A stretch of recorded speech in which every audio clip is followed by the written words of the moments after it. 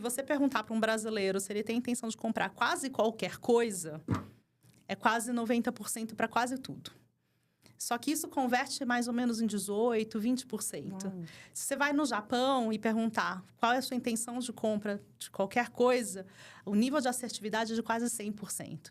Mas é porque é cultural. A gente tem uma cultura onde a gente tem uma empolgação. A gente fala que a gente vai comprar quase tudo.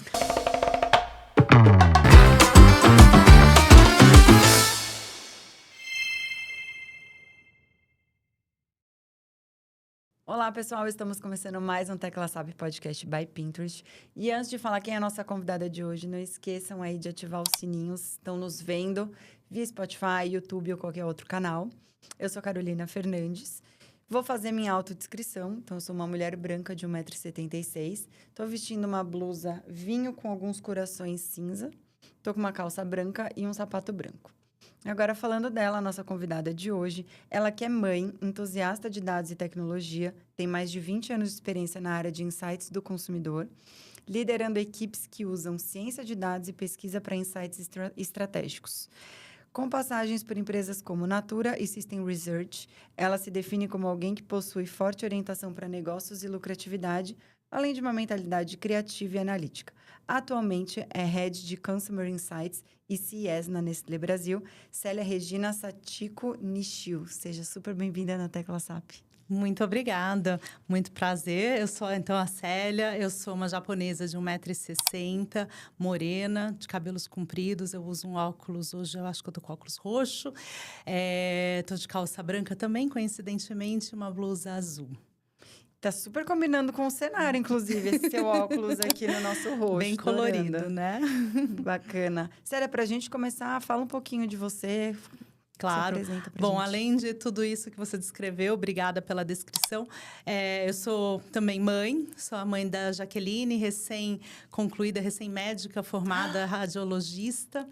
Também sou casada com o Eduardo, que é professora, né, e treinador de esportes outdoor, então... E a gente se une muito também pela nossa paixão. Eu sou atleta amadora de triatlon, mas também gosto de um monte de outros esportes. E desde exercícios tipo yoga. Bom, e sou curiosa. Sou uma pessoa muito, muito curiosa. E acho que isso rege muito a minha vida e, enfim, as minhas escolhas também. Como que surge o seu interesse aí pela parte de pesquisas? Enfim, só pra gente entender um pouquinho. Acho que a curiosidade, ela já estava aqui dentro, mas justamente foi nesse encontro que eu descobri que ela tinha um lugar de trabalho, inclusive, né? Foi muito por acaso, eu tinha uma vizinha... que era dona de um instituto de pesquisa na parte de recrutamento de pesquisa qualitativa. Bem a parte operacional, mas muito importante, né? Para poder compor as pesquisas. E, na época, eu precisava de dinheiro para terminar o curso de inglês que eu queria. Eu sabia, a única coisa que eu queria era que eu queria, um dia, poder trabalhar falando inglês. E a minha família estava precisando de um dinheiro, então acabou, né, surgindo essa possibilidade de eu fazer alguns bicos, de trabalhar lá para ela. E eu descobri que, além de ganhar um dinheiro, além de saber das coisas antes das coisas acontecerem, né? Porque a pesquisa de mercado está, muitas vezes, bem nos bastidores, ali nos primórdios de qualquer lançamento de produto, desenvolvimento de uma nova campanha. Descobri que eu podia trabalhar, né, com isso. Então, eu gostei muito e fui me envolvendo, e fui me apaixonando. E daí, enfim, estou até hoje trabalhando em pesquisa de mercado. Incrível. Conta pra gente como que é essa jornada aí até chegar na Nestlé. Você que já foi da Nestlé, agora voltou como head, né? Conta um pouquinho dessa jornada aí. Eu gosto de falar, né? Eu sou geração bumerangue. Eu descobri que tem um termo para isso. Só. Chama-se geração bumerangue, que são as pessoas que voltam para a mesma empresa, né? Para o mesmo trabalho em algum momento da vida. Eu sou uma geração bumerangue com intervalo grande aí de 15 anos.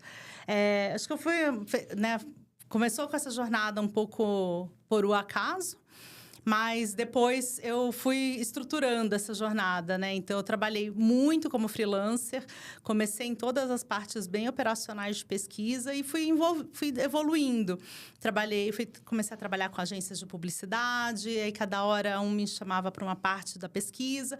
Até um dia eu entrar para um instituto de pesquisa e começar a trabalhar na parte que é mais o filé mignon, né? Vamos dizer assim. Olha, uma vegetariana falando de filé mignon.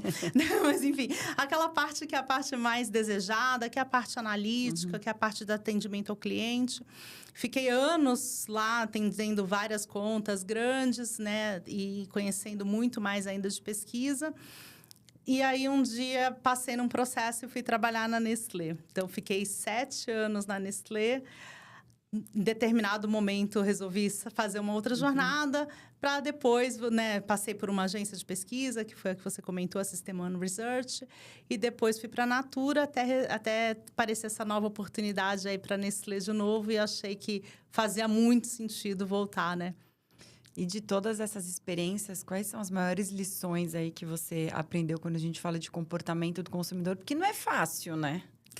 A gente fala de uma mudança muito grande de comportamento de consumidor, de gerações e tudo mais. Então, é difícil falar de uma lição, né? Mas uma das coisas que mudou minha vida muito nessa parte de entendimento de pesquisa do consumidor, de entendimento do comportamento, foi ciências comportamentais. Então, né, fica a dica, um livro eu acho maravilhoso, é o Daniel Kahneman, né, falecido ano passado. Ele é um primeiro psicólogo, ou primeiro não economista a ganhar o Nobel de Economia, justamente por desenvolver a técnica, né, por descobrir que a teoria da aversão ao risco.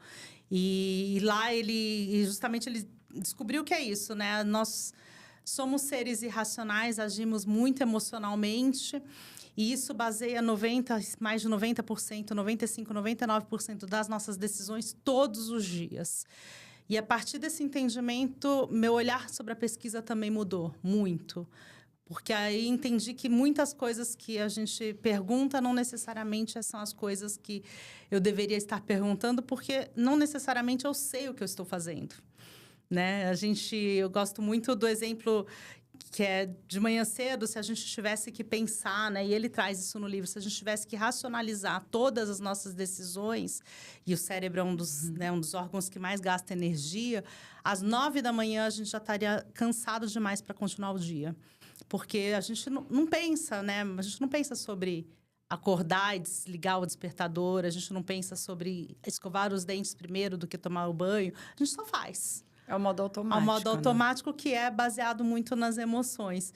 E a gente nunca para pensar nisso do ponto de vista de pesquisa. Quando eu descobri isso do ponto de vista de pesquisa de mercado, falei, poxa, pera, tem alguma coisa aqui, né? E justamente, acho que isso foi transformador para mim, poder olhar para as pessoas e olhar para os consumidores com essa lente, muito mais do que só a lente da pesquisa, e que todo mundo imagina, né? Ainda naqueles modos antigos, já não é mais prancheta faz muito tempo, né? Mas aquela prancheta em quem você vai votar, né?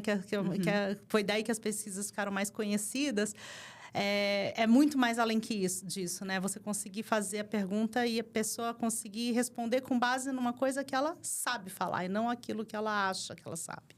Isso seria a ciência de dados de modo geral? Ou você consegue fazer uma tecla SAP, aproveitando o nome do podcast, fazer uma tecla SAP, o que é ciência de dados? Tá.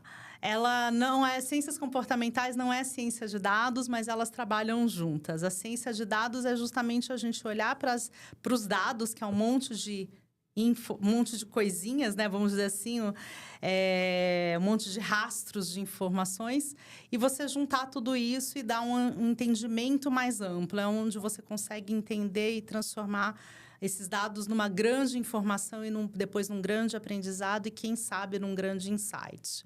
Por que você acredita que é tão importante para o marketing, talvez essencial, a ciência de dados? Nossa, acho que hoje em dia, né, sempre foi, né? Primeiro porque cada um vive a sua própria vida, né? E o marketing não deixa de... São pessoas que estão por trás. A gente fala do marketing, mas são pessoas que estão por trás. E a gente tem um viés de entendimento, tem um viés. Então, eu vou sempre gostar muito mais das coisas que eu criei.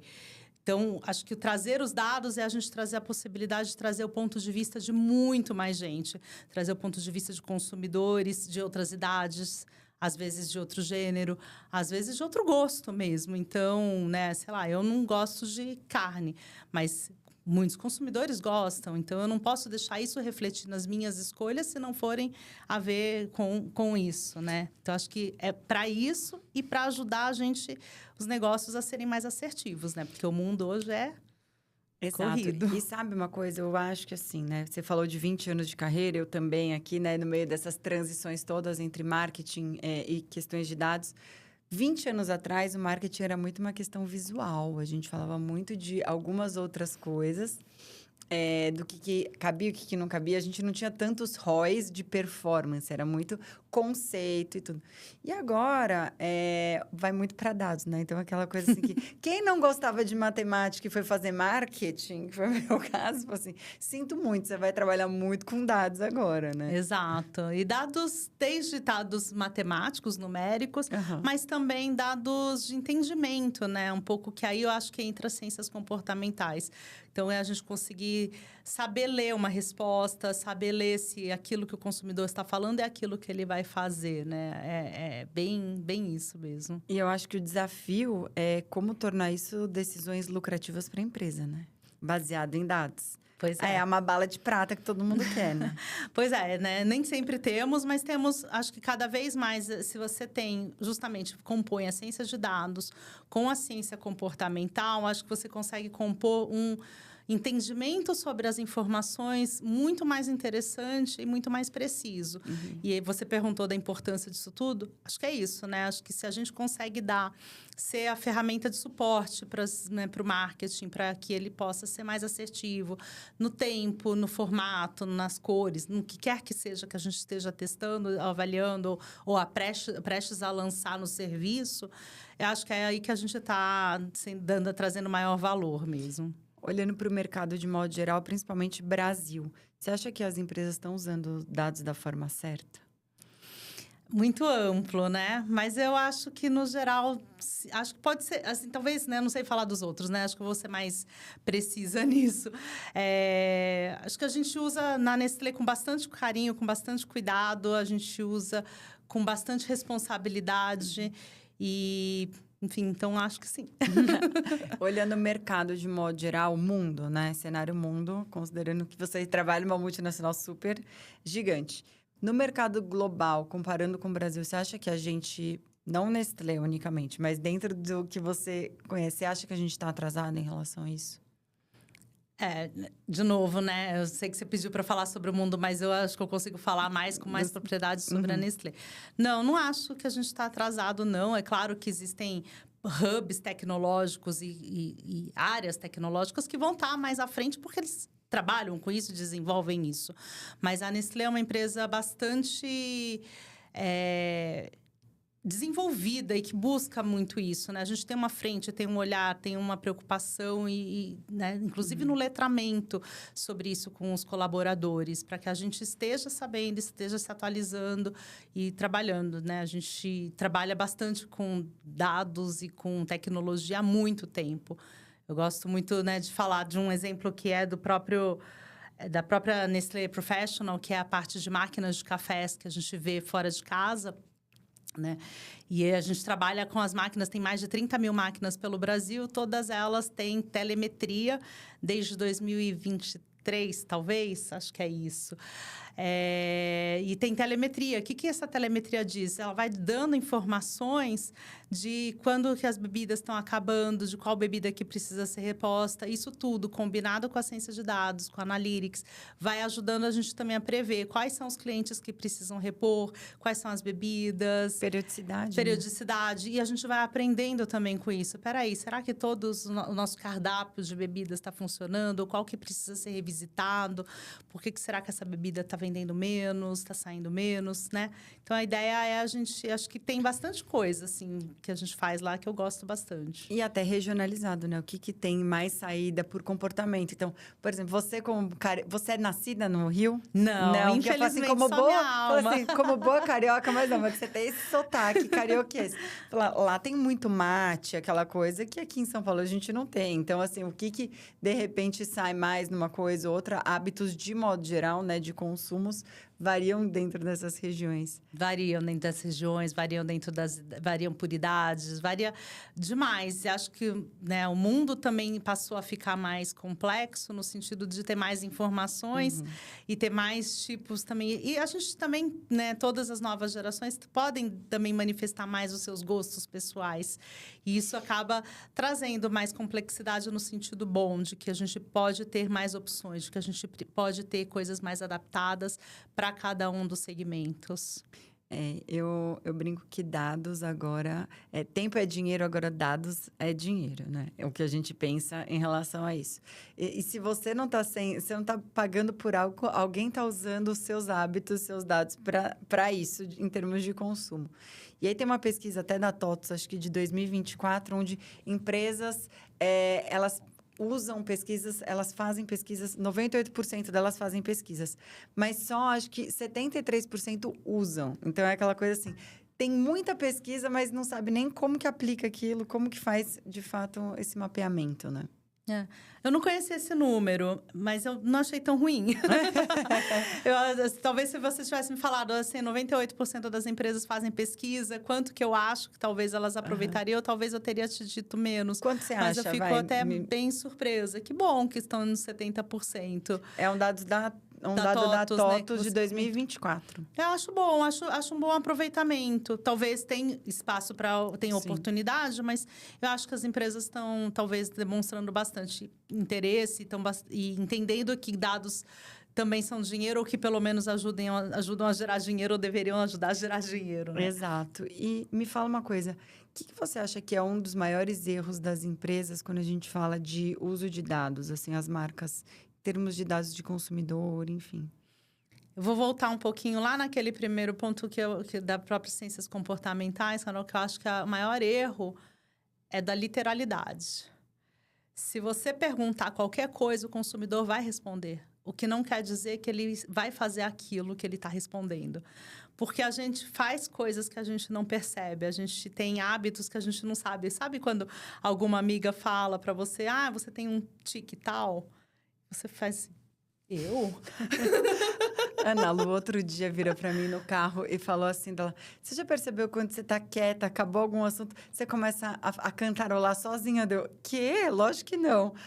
Não, eu parei o assunto, eu comecei dela. Olha aí, então essa coisa do que você nem tá percebendo, Exato. né? E as pessoas são assim, elas nem percebem muitas coisas que a gente faz. Então, dependendo do que você perguntar, ela vai te responder aquilo que ela acha que ela faz.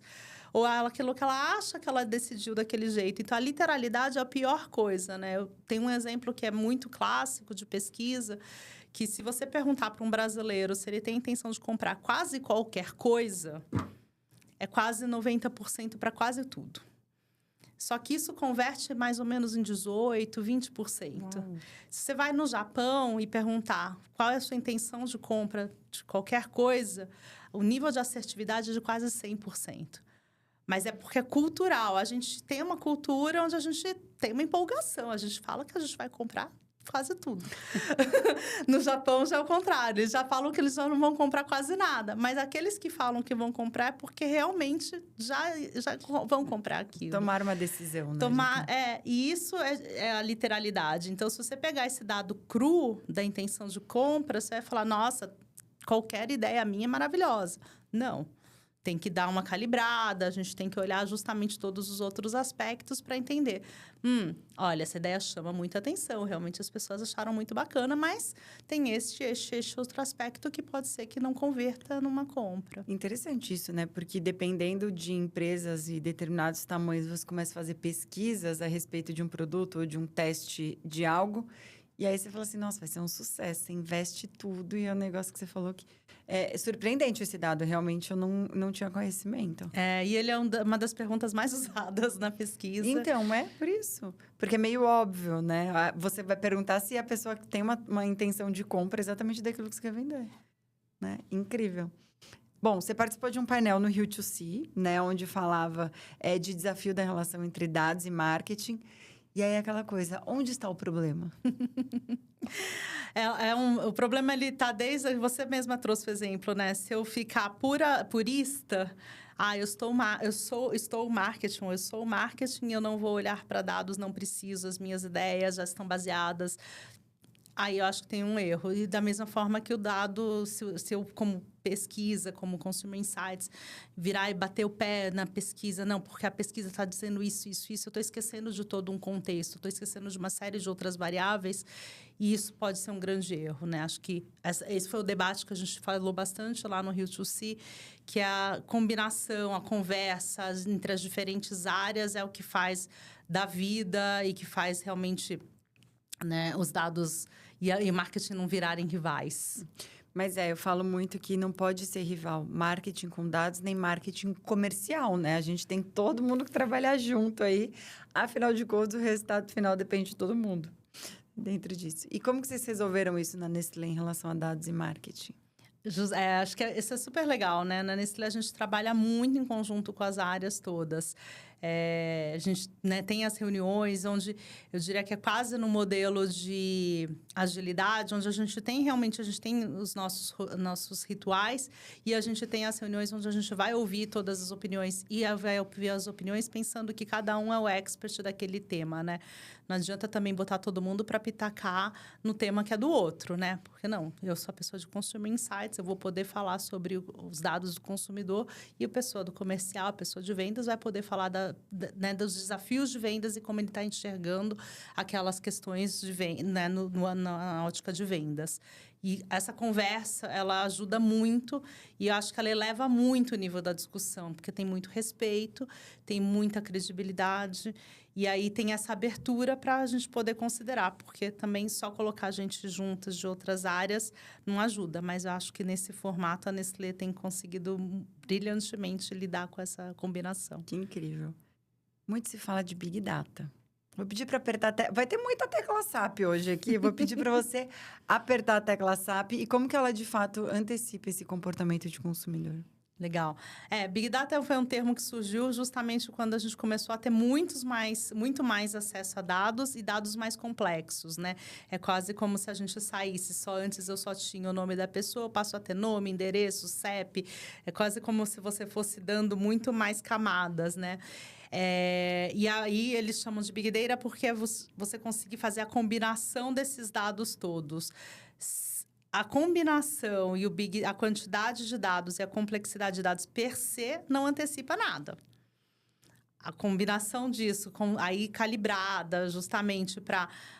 peraí, isso daqui ela está sendo um pouquinho falada agora, mas já está ganhando movimento, ganhando uma certa atração.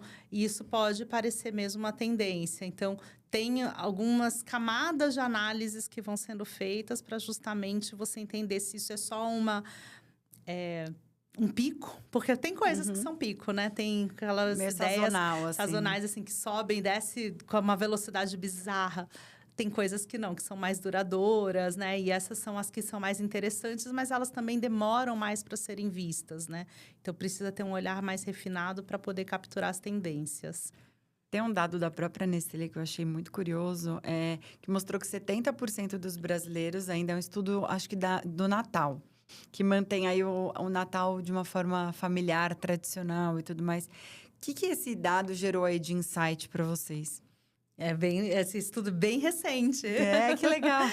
Ele realmente, a gente publicou ele até no final, a gente fez essa pesquisa no final do ano passado e a gente até dividiu um pouco desse estudo. O grande insight está justamente nos outros 30%.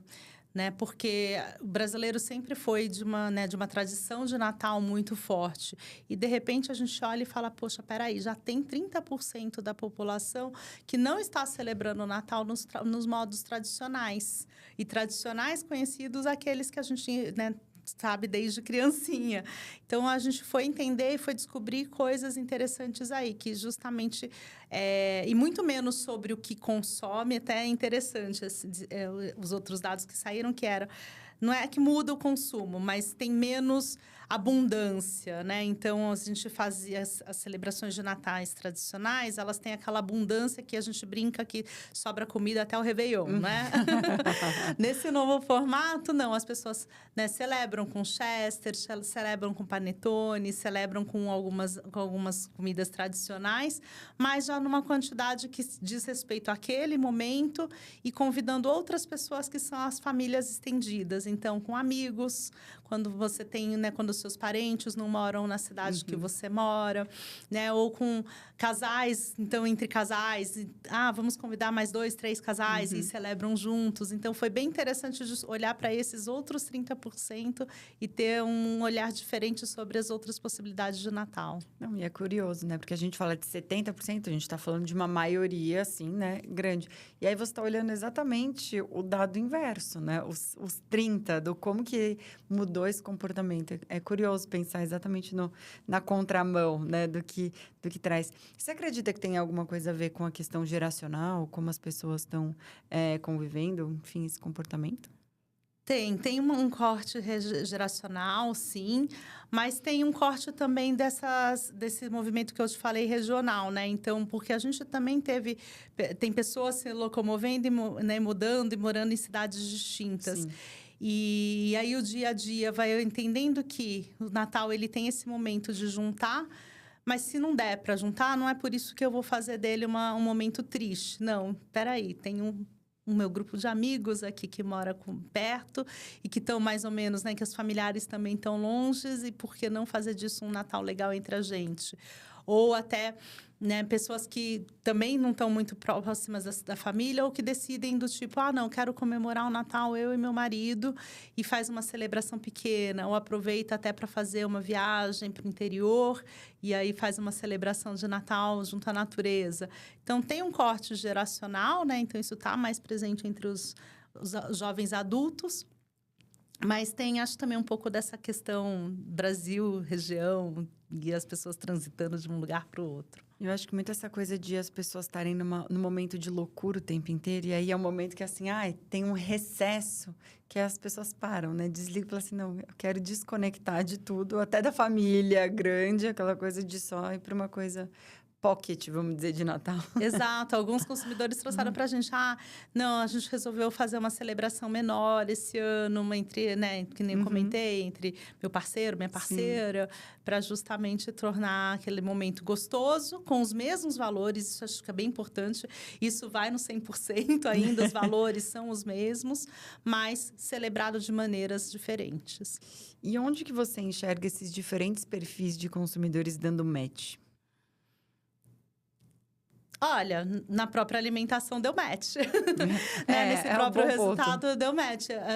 Eles reduzem quantidades, reduzem os formatos e os locais, mas os alimentos, né, as escolhas das ceias permaneceram ainda bastante as mesmas. Tem uma pesquisa do ano passado que fala que a Nestlé ela ocupa aí a primeira posição no ranking de marcas mais associadas à saudabilidade, né? Então, como que explica essa percepção das pessoas? Acho que está bastante consistente com todo o trabalho que a Nestlé faz. A Nestlé tem um propósito mesmo de melhorar, né, a qualidade da alimentação para tudo e todos, né? E todos, a gente está falando de todo mundo mesmo. E temos diferentes, né, acessos, temos diferentes necessidades biológicas, dependendo da idade.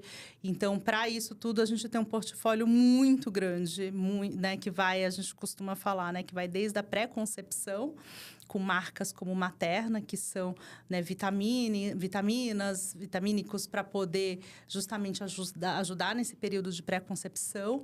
Até a gente fala, né, muito da longevidade, onde a gente tem marcas como Nutren Senior, que estão voltadas para o público de 50 ou mais e que tem uma necessidade de proteínas, que tem uma necessidade de vitaminas diferentes. Então, acho que essa percepção, ela é gratificante, porque ela retrata bem, acho que o nosso esforço, o nosso trabalho de atuar em todas essas frentes. No trem é 60 a mais? 50 a mais. A minha avó de 95 toma. Então, assim... 50 a mais. É legal. É muito bacana. bom, é muito, assim, é um produto excepcional. E se eu puder contar aqui, eu acho ele uma das grandes paixões minhas também, né? E ano passado a gente fez uma campanha com o Dorama justamente para as pessoas que são mais velhas e que gostam de assistir o Dorama. Aí você fala, nossa, é um modelo de um formato completamente diferente, um tema diferente e uma marca que encontrou aí um lugar de fala legal também. Que incrível. A Nestlé também tem uma parceria aí com a Nutrata, pensando nesse outro mercado, né, de proteicos e tudo mais. Então, vocês estão bem olhando esse mercado wellness, de como que as pessoas estão buscando. Como que foi essa parceria aí? Bem legal essa parceria, né? Com Charge, a gente acaba de lançar, é o nosso primeiro do ano. Justamente entendendo que existe toda uma busca e uma procura por uma alimentação mais de bem-estar. E tem uma busca específica sobre proteína. Então, nessa parceria, a gente traz aí um Charge que junta duas coisas, né? Que junta um sabor muito gostoso com ingredientes funcionais, né? Então, justamente com proteína, ele é 0 açúcar. Então, é o que a gente chama de... Como é que é o nome disso? Hedonista funcional. Justamente para atender esse público que busca as duas coisas. Busca um pouquinho de indulgência com benefícios funcionais. Não precisa ser só saudável, né? Aquela coisa assim, ele pode ser saudável e gostoso. Não precisa ser uma coisa que seja ruim, né? Que legal. Tem que sempre ter muito sabor, né? Porque, afinal de contas, é isso. Se não tiver muito sabor, não tem prazer. E aí, também, a vida não fica tão interessante, né? E esse mercado wellness está crescendo absurdamente, né? A gente tem visto mudanças de comportamento... de acordo com as canetinhas também, o que as pessoas estão usando e consumindo menos. Então, até quando você fala do consumo no Natal, por exemplo, às vezes pode ter até ver uma relação disso de volume de comida e tudo mais, né? Que era o que ficava até o Ano Novo. De repente, tem uma redução em relação a isso, né? Pode ser, realmente. Mas o mercado de wellness tem crescido bastante. A gente, né, falei do Charge, né, que é justamente essa parceria com o Nutrata, mas já não é de hoje, né? Então, no Trem Sênior que a gente falou, ele foi lançado em 2013. Lá atrás, a gente já estava trabalhando e desenvolvendo justamente questões para essa longevidade mais saudável, né? Um bem-estar melhor para a longevidade. A gente tem outros produtos na plataforma, por exemplo, de proteínas, que é desde o Nutrem Líquido, que é para adultos, como também a gente lançou Nescafé Pro Energy, e a gente também acabou de lançar no final do ano passado o Nescau Proteína. Eu vi esse, eu tô doida para provar. Eu falei assim, Prove e me conta. É aquela coisa do Nescauzinho, agora a versão adulta, com menos açúcar, agora mais proteína, achei o máximo. Pode provar. Eu tenho certeza que você vai gostar, porque é o sabor de Nescau perfeito. Ele é exatamente o Nescau adicionado de proteína. Gente, que memória afetiva boa. Não, aí dá até vontade, né? De treinar mais, você começa a fazer mais coisas. Porque eu levo sempre para ir treinar. Então, é aquela coisa de, o que eu vou levar? Vou buscar esse agora. Por favor. Em 2025, vocês lançaram uma plataforma, né? E eu quero Nestlé, que usa aí BI... Business Intelligence aí, para fidelizar a questão de consumidores. Enfim, conta um pouco para a gente sobre tanto ela como os resultados e o que é BI. BI é Business Intelligence, que, de novo, é uma outra forma da gente falar que a gente está trabalhando os dados de maneira inteligente para os negócios. Né? São os vários nomes, ainda bem que não fomos nós que criamos os nomes, né? A gente só usa deles. Essa plataforma ela é bem legal, na verdade, ela foi lançada em 2021. Eu acho ela incrível, que é uma plataforma onde cada consumidor, ele né, a gente faz o cadastro do consumidor e o consumidor passa a ter acesso a todas as promoções. Ele pode receber amostras dos lançamentos. Então, acho que ele é interessante, claro, do ponto de vista da gente, que a gente vai aprendendo e tendo retorno, né, perguntando para o consumidor também o que ele está achando dessas amostras, desses lançamentos. Mas a gente também consegue enxergar ele como uma única pessoa, né? Então, é um único cadastro, eu consigo ver através de todas as marcas que ele interage, como é que funciona, o que não funciona, o que é melhor para essa pessoa, porque tem que funcionar para cada pessoa, né? Acho que a gente sempre está falando muito do dado voltado para o negócio, mas no fundo, tudo é para o dado voltado para o consumidor, para que o consumidor esteja mais satisfeito, para que o consumidor encontre o que ele está buscando, né? E que ele possa, que o produto, eu quero que seja mais gostoso, que seja mais gostoso. E é muito a questão do hábito do consumo, não só das pessoas de modo geral, mas do decisor da compra, né? Então, por exemplo, apesar de, vamos dizer assim, a mãe vai no mercado, mas o filho influencia na compra também. Então, vocês analisam tudo isso? Tudo isso. Essa geração alfa, né, que agora, justamente das crianças que chegam, elas já chegam muito mais informadas, elas já chegam muito mais articuladas. E cada geração veio com uma série de influências diferentes. Então, a gente analisa tudo isso. E é super importante, né? Elas cada vez vêm mais com poder de decisão de compra, por mais que não financeira, mas a decisão de compra, principalmente em avós, né? Você vai com a avó e voa no mercado, então é essa loucura, mas eu vejo muito isso hoje em dia.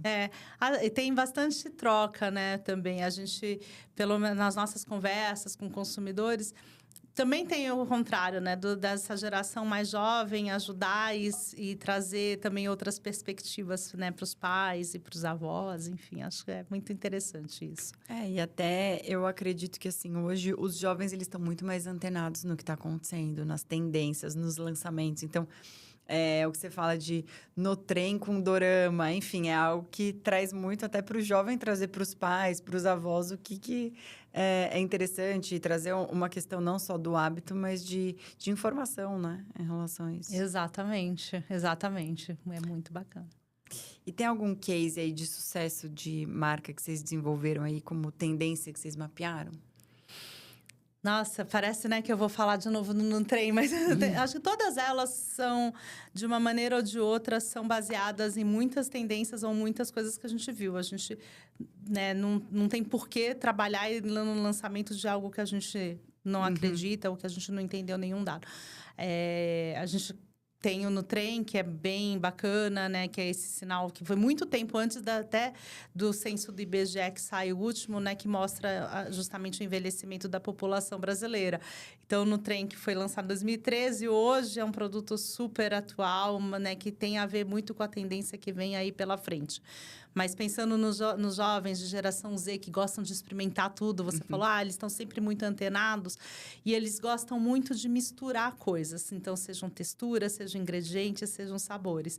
Então, acho que tem uns 2 anos, mais ou menos, a gente lançou o Chocotrio, que é o chocolate recheado com biscoito. Então, você tem o chocolate mudando completamente de textura, porque ele tem um recheio e, ao mesmo tempo, também tem uma outra textura diferente, que é o biscoito. Então, essa combinação dos 3 em cada mordida é uma explosão de sabores, né? E é justamente uma das coisas que a gente também... Então, a gente tanto desenvolve marcas como desenvolve produtos baseados nessas tendências. Ou Nescau Proteína. Eu tô doida pra provar isso. Porque às vezes eu dou uma congeladinha, ele vira meio um sorvete nos meus whey's. Eu já tô doidinha pra fazer isso com esse. Olha, você pode trazer essa sua ideia, essa sua receita até para o nosso... Dentro do nosso... A gente falou muito do Eu Quero Nestlé, mas a gente também tem o site Receitas Nestlé. E lá a gente também recebe receitas dos consumidores e que também estão conectados nos nossos dados. E aí a gente também entende quem são eles. E a gente faz e testa as receitas dos consumidores. E se as receitas funcionam, a gente já sobe elas. Muito legal. Que legal. Dar uma congeladinha no vira Nescau. Um sorvetinho proteico, olha só. Com sabor Nescau. Maravilhoso isso. Amei. Boa ideia, gostei. Me fala uma coisa, com essas tendências todas, inteligência artificial, eu brinco muito que depois que vê, não dá para desver, né? Então, Como você já percebe essa influência de AI nas mudanças atuais de comportamento? Acho que tão diretamente ainda a gente não percebe grandes mudanças no comportamento de compra, mas sim já no comportamento geral, né? Então, a gente vê que das pessoas é um pouco isso, né? Não dá para desver. Então, a IA ela já está bastante presente. O Brasil é um dos países com maior uso, acesso de IA. E a gente tem diferentes níveis e diferentes entendimentos, né? Até porque tem desde a IA básica, que é aquela pergunta e resposta, até um desenvolvimento de imagens, aí de vídeos, outras coisas assim. Mas a gente não vê ainda necessariamente como uma mudança no comportamento de compra, a não ser que deve ser alguma coisa mais ou menos quando virou o digital, quando veio o digital. Né? Quando veio o digital, a gente também começou a ter acesso a diferentes coisas, diferentes jeitos, dicas. E acho que aí a gente vai começar a ter aí uma mudança. A gente tem um convidado que passou aqui, que ele falou uma coisa que eu achei muito curiosa. Ele falou, hoje em dia a gente tem cursos de IA, mas hoje em dia a gente não tem mais curso de internet, né? Então, é aquela coisa que, conforme vai evoluindo, as coisas vão mudando, né? Dentro desse perfil. Do que a gente vai entendendo, que é exatamente o que você falou, né? Do digital, de como que a gente vai trazendo isso, né? Vocês preveem alguma mudança aí dentro de consumo provocada pela IA nos próximos anos? Olha, deve ter, né? É um pouco isso. Como essa pessoa que falou, não tem mais cursos de como acessar a internet. Não tem, daqui a pouco não vai ter mais cursos de como usar a IA. E aí, né, a IA ela tem sugestões de...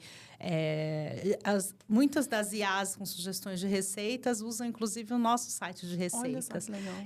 Esse site Receitas Nestlé, ele é o maior site de receitas Nestlé das marcas. Então...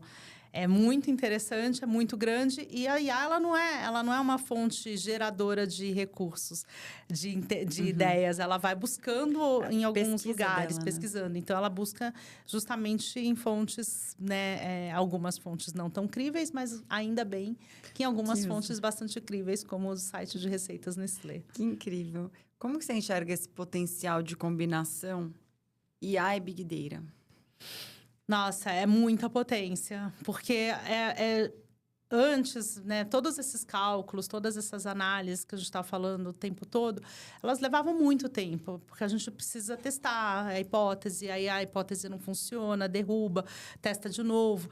E agora, com a IA, você consegue fazer isso tudo muito rápido. Então, isso é uma economia de tempo, isso é uma economia de recursos, isso dá para a gente também novas possibilidades e aí você consegue até explorar mais hipóteses do que a gente explorava antes. Então, eu entendo que vai ter uma grande mudança aí. E tem uma polêmica aí recente também, né? De ChatGPT, que já começou a colocar anúncios nos Estados Unidos e tudo mais. Qual que é a sua opinião? Você acha que isso é uma tendência de modo geral?